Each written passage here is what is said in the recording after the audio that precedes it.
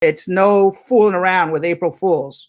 And people are doing some really stupid crap. According to the New Jersey Attorney General's office, a man allegedly coughed in the direction of a grocery clerk and said he had the coronavirus. And he was charged with making terrorist threat. He was charged as a terrorist. The St. Louis Post-Dispatch reported that a Missouri man who filmed himself licking items at a Walmart shelf while saying, "Who's afraid of the coronavirus?" was charged with making a terrorist threat also. CNN reported last week that a woman in Pennsylvania is facing criminal charges after intentionally coughing on a grocery store produce. Do not cough in anybody's direction right now. It ain't funny. Period. Today, also on April 1st, it's Census Day, the key reference date for the 2020 census. It's now not necessarily a deadline to complete the census, but they want to try to have as many people complete the census as possible. You're sitting at home, so go complete it. We had some very sobering news yesterday from President Trump. He said that anywhere between 100,000 to 240,000 people are going to die from coronavirus in the United States of America in the next 60 to 90 days. That's assuming we all social distance from each other. We don't go to work. We close down our economy. If we don't, he's talking about 2 to 3 million people dying from this. And, when you compare 100 to 200,000 people, you know how many people died in the Vietnam War? Less than 60,000. You know how many people died in the Korean War? About 40,000. So more people are going to die from this coronavirus in the next 90 days than died in all of Vietnam War and Korean War, which lasted combined over a decade. So in 3 months, we're going to have more losses than 2 wars that lasted over a decade. Very, very sobering news. Right now, the death toll has eclipsed the total from the 9/11 attacks. They are no longer calling New York City ground zero for 9/11. It is now the epicenter. We are now the epicenter of the coronavirus pandemic. Secretary of State Mike Pompeo has stressed that Americans should return home. I'm not sure why they should return home, quite frankly, because probably you're safer where you are than coming back to America if America's about to hit into a major pandemic. The governor of New York's brother, Chris Cuomo, he's on CNN, he reported that he is suffering from coronavirus. I'm okay. I hope everybody else is okay as well.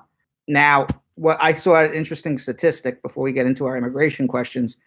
California says the only people who can go to work are essential workers. And what has come out, in Governor Gavin Newsom's stay-at-home order, he closed all non-essential businesses as a result of the coronavirus. But what has come out, according to immigration policy analyst David Beer, he reviewed the employment demographics of those businesses likely to be considered essential. And what he determined is more than 33% of the businesses that are essential to keep California going are being run by immigrants, people who were not born in the United States of America. I thought that was pretty interesting. I also read in the not cool section of the newspaper, that's just not cool. Thailand's king, he's self-quarantining in Germany. And this is not your typical coronavirus quarantine. Thailand's King Maha, I can't even pronounce his last name, Vajiralongkorn, he's been vacationing in Germany this month. He's supposedly self-isolating in a luxury hotel with an entourage of 20 concubines. So I thought this would be a good hump day story. Apparently, the 67-year-old has 20 women. He has sequestered himself in this hotel in Germany with his servants and 20 women to apparently service him. People are more concerned that he may get syphilis than coronavirus.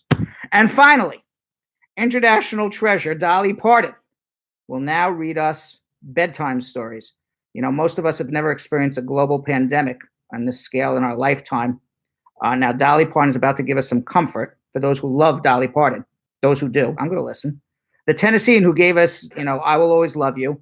She is 1/3 of the comedy 9 to 5 and who sends books to 850,000 children per month is now going to be reading us bedtime stories.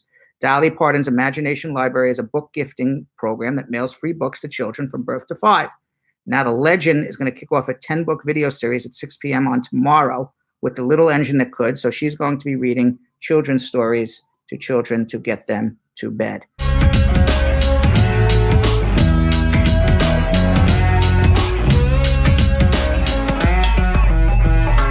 Thanks for watching. For more Brad Show Live, like and subscribe to our YouTube channel.